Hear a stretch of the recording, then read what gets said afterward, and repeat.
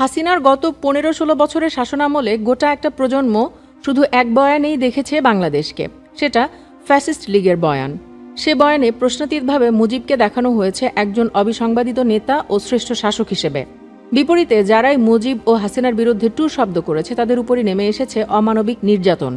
এই তালিকায় জামায়াতের পাশাপাশি আছে বিএনপির অনেক নেতা নেত্রীও।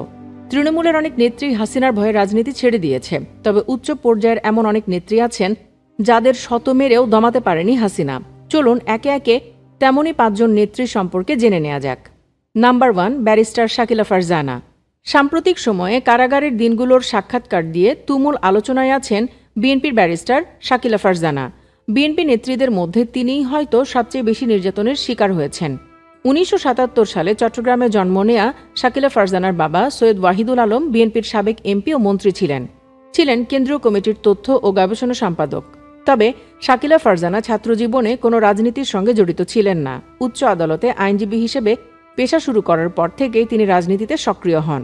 শুরুতে তিনি বিএনপির পক্ষে মামলা লড়তেন, পরে হেফাজতের মামলাও হাতে নিয়ে পড়েন মহাবিপদে। কথিত জঙ্গি সংগঠন শহীদ হামজা ব্রিগেডে অর্থায়নের অভিযোগে ২০১৫ সালের অগাস্টে ধানমন্ডি থেকে গ্রেফতার হন শাকিলা ফারজানা।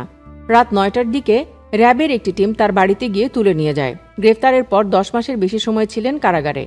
গ্রেফতারের আগে পরের আদ্যপান্ত নিয়ে তিনি গণমাধ্যমের সঙ্গে কথা বলেছেন। ব্যারিস্টার শাকিলা ফারজানা বলেন, সেই রাতে গাড়িতে ওঠানোর পর কালো কাপড় দিয়ে চোখ বেঁধে দেয়। এরপর কোথায় নিয়ে যাওয়া হয় কিছুই বুঝতে পারছিলাম না। তখন থেকে আমার সঙ্গে কি আচরণ করা হয়েছে তা বলার ভাষা নেই। জানা যায়, ব্যারিস্টার শাকিলা ফারজানা ২০০৯ সাল থেকে বিএনপি নেতাকর্মীদের আইনি সহায়তা দিতেন। তাদের কাছ থেকে কোনো ধরনের অর্থ গ্রহণ করেননি, উল্টো তাদের মামলার খরচ বহন করেছেন। তার এ কর্মকাণ্ড তখন ব্যাপক প্রশংসিত হয়েছিল। তারপর তিনি হেফাজত নেতাদের পক্ষে কাজ শুরু করেন, তাতেই নিজের কপাল পোড়েন। তিনি বলেন, বিএনপি হেফাজতে ইসলামের নেতাকর্মীদের আইনি লড়াই আমার জীবনের কাল হয়েছে। শাকিলা ফারজানা জানান, হেফাজতের নেতাদের দাবি ছিল ২ মাসের মধ্যে তাদের জামিন করাতে হবে। তাদের জামিনের জন্য ৩০০ থেকে ৩৫০টি পিটিশন উচ্চ আদালতে ফাইল করতে হয়। তারা আইনি খরচের জন্য কিছু অগ্রিম অর্থ দেয়, কিন্তু তাদের প্রত্যাশিত সময়ে অনেকের জামিন করাতে পারেনি। জামিন করাতে ব্যর্থ হয়ে সঞ্জিদা এন্টারপ্রাইজ নামে একটি ব্যবসায়িক ব্যাংক হিসেবে টাকাগুলো ফেরত দেই। মূলত টাকা ফেরত দেওয়ার প্রমাণপত্র তৈরি করতে ব্যাংকের মাধ্যমে লেনদেন করি। টাকা ফেরতের প্রমাণপত্র দিয়েই আমাকে র্যাব জঙ্গির অর্থদাতা বানিয়ে দেয়। কারাগারের দিনগুলোর বর্ণনা দিয়ে বলেন, মিথ্যা অভিযোগে গ্রেফতার হওয়ার পর কারাগারে ছিলাম ১০ মাস ৮ দিন। প্রথম দিন আমাকে কারাগারে ৫৬ জনের একটি নারী ওয়ার্ডে রাখা হয়, যেখানে মাদক ব্যবসায়ী ও খুনের আসামি বন্দী ছিলেন। সারা রাত লোহার ফটক ধরে দাঁড়িয়েছিলাম, ভয়ে পেছনে তাকাতে পারিনি। ৩.৫ মাস পর সন্তানদের দেখতে দেয়া হয় আমাকে। অপমানে আমার বাবা স্ট্রোক করেন। এই দীর্ঘ সময়টি ছিল খুবই করুণ। প্রতিটি মুহূর্ত ছিল অত্যন্ত কষ্টদায়ক। শাকিলা ২ সন্তানের জননী। তার স্বামী বাহাউদ্দিন বাহাদুর একজন ব্যবসায়ী। জানা যায়, হাসিনা সরকার তার স্বামীর ব্যবসাও শেষ করে দেয়, তবুও তিনি দমে যাননি। বর্তমানে আগামী নির্বাচনে লড়াইয়ের প্রস্তুতি নিচ্ছেন। নাম্বার 2, নিপুণ রায়চৌধুরী। বিএনপির নির্যাতিত নারী নেত্রীদের মধ্যে উপরের দিকেই থাকবেন নিপুণ রায়চৌধুরী, অথচ তিনি দলটির কতই না প্রভাবশালী একজন নেত্রী। নিপুণ রায় বিএনপির ভাইস চেয়ারম্যান ও সাবেক মন্ত্রী অ্যাডভোকেট নিতাই রায় চৌধুরীর মেয়ে ও বিএনপির জাতীয় স্থায়ী কমিটির সদস্য গয়েশ্বর চন্দ্র রায়ের ছেলের বউ। তিনি নিজে ঢাকা জেলা বিএনপির সাধারণ সম্পাদক, বিএনপি নির্বাহী কমিটির সদস্য, নারী ও শিশু অধিকার ফোরামের সদস্য সচিব এবং দক্ষিণ কেরানীগঞ্জ শাখা বিএনপির সভাপতি। তবুও তাকে গত কয়েক বছরে কতই না হামলা মামলার শিকার হতে হয়েছে। এই তো গত বছরেও হাসিনার দোসরদের হাতে তার মাথা ফেটে রক্তে ভাসে রাজপথ। ২৩ সেপ্টেম্বরে কেন্দ্রীয় কর্মসূচির অংশ হিসেবে ঢাকার কেরানীগঞ্জের জিঞ্জিরায় জনসমাবেশের আয়োজন করে জেলা বিএনপি। সেদিন যুবদলের একটি মিছিল জিঞ্জিরা ছাটগাঁও এলাকা থেকে সমাবেশের স্থলের দিকে আসে। হঠাৎ করে তাদের উপর হামলা চালায় আওয়ামী যুবলীগের নেতাকর্মীরা। তাদের ছোড়া ইটের আঘাতে মাথা ফেটে যায় নিপুণের। এর আগেও একাধিকবার রাজপথে নিপুণ হামলার শিকার হয়ে আহত হন। এছাড়া বেশ কয়েকবার গ্রেফতারও হন।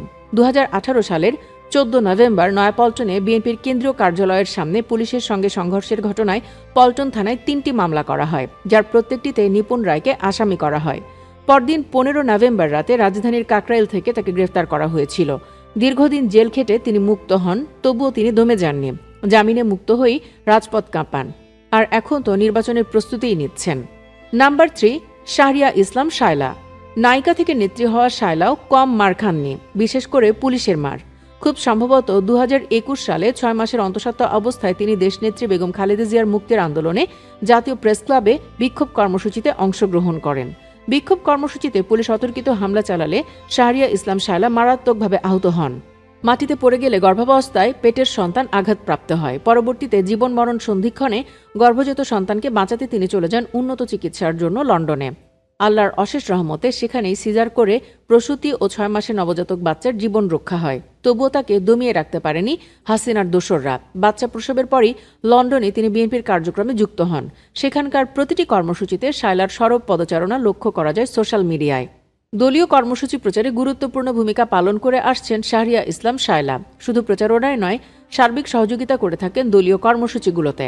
হাসিনা সরকার পলায়নের পর শায়লা দেশে ফিরেছেন কিনা নিশ্চিত হওয়া যায়নি, তবে না ফিরলেও তিনি বিদেশে থেকে দলের জন্য কাজ করে যাচ্ছেন। আগামী নির্বাচনে তিনি ফরিদপুরের কোনো এক আসন থেকে নমিনেশন পেতে পারেন। নাম্বার 4, আশরাফি পাপিয়া। একই সাথে বিএনপির ত্যাগী, নিবেদিত, সাহসী ও নির্যাতিত এক নেত্রীর নাম সৈয়দা আসিফা আশরাফি পাপিয়া। পাপিয়া এমন নেত্রী যিনি সংসদ ভবনে আওয়ামী লীগের 2 শতাধিক এমপির সামনে হাসিনা ও মৃণালের পরকীয়া সম্পর্কের কথা বলেছিলেন অকপটে। কেবলই সংসদে নয়, এর পাশাপাশি তিনি রাজপথ, টেলিভিশন, টকশো কিংবা আদালত কোথাও গর্জন তুলতে পরোয়া করেন না। বিপরীতে আবার তিনি কম হামলা মামলারও শিকার হননি। একদিকে যেমন সিজারের মাধ্যমে বাচ্চা হবার পর গলা ফাটিয়ে ভাষণ দিয়েছেন, অন্যদিকে আবার নানান সময়ে হাসিনার দোসরদের হামলারও শিকার হয়েছেন। এছাড়া বেশ কয়েকবার তো জেলও খাটতে হয়েছিল, তবুও তাকে দমানো যায়নি। তিনি এখনও আগের মতোই হিংস্র বাঘের ন্যায় কথা বলেন, রাজপথের রাজনীতি করেন, সম্ভবত আগামী নির্বাচনেও লড়বেন। নাম্বার 5, খালেদা জিয়া। বিএনপি নেত্রীদের বলছি, অথচ দলটির চেয়ারপারসনের কথাই যদি না বলি তাহলে ব্যাপারটা কেমন হয়ে গেল না? কারণ দীর্ঘদিনের রাজনৈতিক জীবনে তিনিও তো কম নির্যাতনের শিকার হননি। কারাগারের ভেতরে কিংবা বাইরে কোথাও ছাড় পাননি তিনি। 2017 সালে খালেদা জিয়াকে হত্যার উদ্দেশ্যে তার গাড়িবহরে ভয়াবহ হামলা চালানো হয়। সেবার প্রায় 20টি গাড়ি ভাঙচুর করা হয়।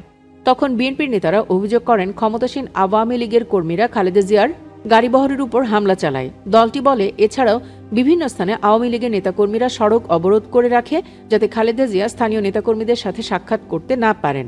এ তো গেল হামলার কথা, মামলার কথা তো বলে শেষ করা যাবে না।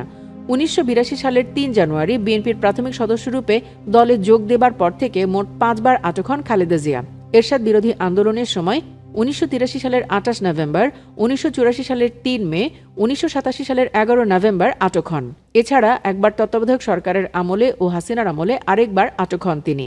8 ফেব্রুয়ারি 2018 জিয়া অরফানেজ ট্রাস্ট দুর্নীতি মামলায় 2 কোটি 10 লাখ টাকা আত্মসাতের দায়ে তার 5 বছরের সশ্রম কারাদণ্ড হয়। এরপরই তাকে বন্দী করে ঢাকার নাজিমউদ্দিন রোডের পুরাতন পরিত্যক্ত কেন্দ্রীয় কারাগারে নিয়ে যাওয়া হয়। সেখানেই তাকে বছরের পর বছর ফেলে রাখা হয়। গুরুতর অসুস্থ হয়ে পরে জামিনে মুক্তি পান, তবুও তিনি দমে যাননি। প্রায় 90 বছর বয়সে এখনও তিনি রাজনীতিতেই আছেন। সুপ্রিয় দর্শক, ভিডিওটিতে আলোচিত এই নেত্রীদের মধ্যে আপনার প্রিয় নেত্রী কে? কমেন্টে অবশ্যই যে কোনো একজনের নাম জানিয়ে দিন। জানাতে ভুলবেন না কেমন লাগলো আমাদের আজকের আলোচনা। ভালো লাগলে লাইক ও শেয়ার করুন। পরবর্তীতে আরও এমন ভিডিও পেতে চ্যানেলটি সাবস্ক্রাইব করুন। ধন্যবাদ সাথে থাকার জন্য।